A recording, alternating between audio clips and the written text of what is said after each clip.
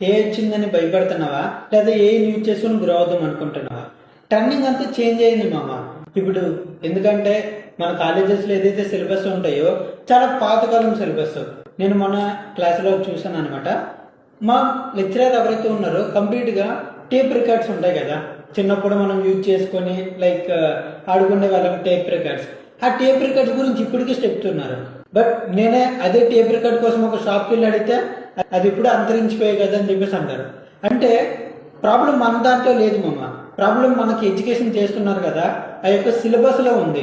ఎప్పుడో పాతకాలం సిలబస్ వాళ్ళు చదివింది మనకు నేర్పిస్తున్నారు. ఓకే, సో అందుకని చెప్పేసి ఇప్పుడు ఎంతో మందికి జాబ్స్ పోవడం కానీ ఏ టెక్నాలజీ గ్రో అవడం కానీ చాలా జరుగుతుంది. సో మనం కూడా ఏం చేయాలంటే ట్రెండింగ్ తగ్గట్టు మనం కూడా వెళ్ళాలి. ఓకే, ఇప్పుడు ఎందుకంటే మనకి ట్రెండింగ్ అవుతున్న skills like content creation, communication, digital marketing, ఏ టూల్స్, వీటిని యూజ్ చేసుకొని లాక్స్ ఆఫ్ రూపీస్ అనేది సంపాదిస్తున్నారు సోషల్ మీడియాలో. ఓకే, నేనేం చెప్తానంటే అవే స్కిల్స్ని మనం కూడా కాలేజ్ లైఫ్లో బిల్డ్ చేసుకుంటే ఆబ్వియస్లీ మనం కూడా గ్రో అవుతాం. సో మనం కూడా ఒక ఫైనాన్షియల్ ఫ్రీడమ్ అనేది తెచ్చుకోవచ్చు మన కాలేజీ లైఫ్లోనే. సరే, నీకేమనిపిస్తుంది టెక్నాలజీ మీద? కామెంట్ చెయ్యి.